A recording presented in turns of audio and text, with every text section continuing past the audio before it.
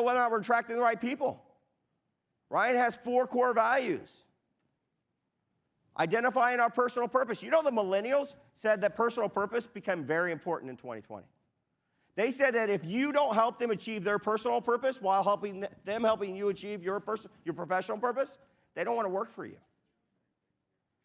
The Great Resignation was ushered in because people said, my purpose matters too, not just this company's purpose. And if this company's not going to help me reach my personal purpose, I'll be a nomad. I'll travel the world with a bus that's built out like an RV. That's what they did. So guys, 67% of their people that quit their job in the last 3 years said the lack of emotional paycheck was a factor. You have to have it. Stop turning to operating systems that were built in 2004 that didn't bring into account the change in our world from 2020 on. 3, identify a company purpose. Guys, you got to have a purpose. You got to have a cause. You have to have a passion. You got to have the reason to rally people to want to follow you. They have to have a cause. And last, I've created what we call the key purpose indicator. How are you measuring your purpose? Sharper's purpose is to do a good work that supports God's work. That's our purpose. It's not about the quantity of work we do, it's the quality of work we do, and whether or not we can then give back to God's work. And how do we measure that? To give $2.6 million by 2026 to a faith-based cause. That's our purpose. And that's not to glorify me, that's to glorify him. Because it's not about me. It's about the cause. It's about why we're doing what we're doing. Culture. Guys, you know culture comes from 4 areas. You say, well, I love Ryan's culture. I want that. Well, form your own. You better put people in the right seat. Number 1. And that includes you, by the way. If you're in the wrong seat, you're going to hurt your own culture. Because you're not going to do it right. And people aren't going to trust you. Next, you better get the right people around you that align with your values and align with your vision. 3, you better have people that align with your goals. That want to go where you want to go. And last, they better align with your purpose. They better feel inspired by it. They better see how their personal purpose can be achieved by helping you reach your company purpose. Where you do not have alignment in those 4 areas, you will have a bad culture. Guys, this applies to your personal lives. In a relationship, husband and wife, significant others, you better align in the role you play in that relationship. At some point, one of you had to agree to wash dishes. Somebody had to agree to take out the trash. Somebody had to agree to wash, to pay the bills. Somebody had to agree to that.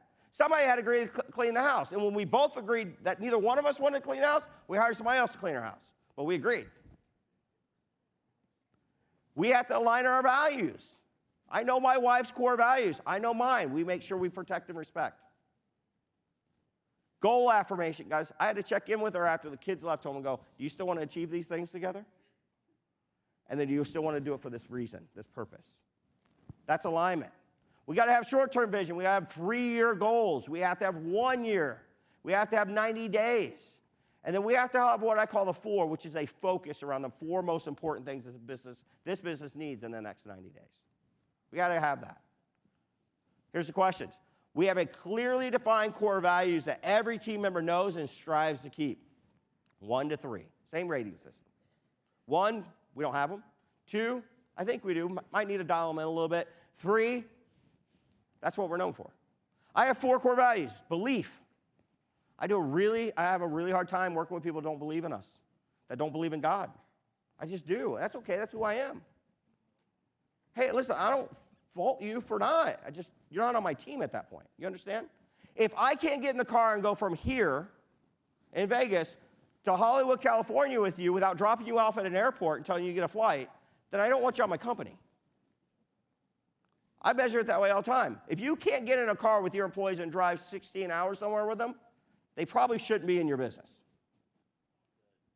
because they're probably not aligning with you. Next, we have a distinct company culture that keeps us and our team members engaged and inspired. 1 to 3. We have defined long-term goals, documented purpose for why we exist beyond just making money.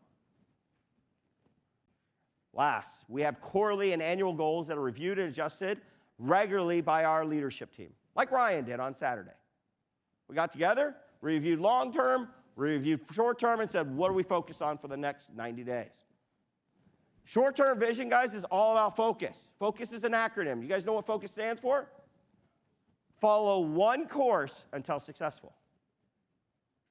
That's what 90 days does. Long-term vision gives inspiration. Short-term vision drives results. And if you're not focused, you're not going to get results.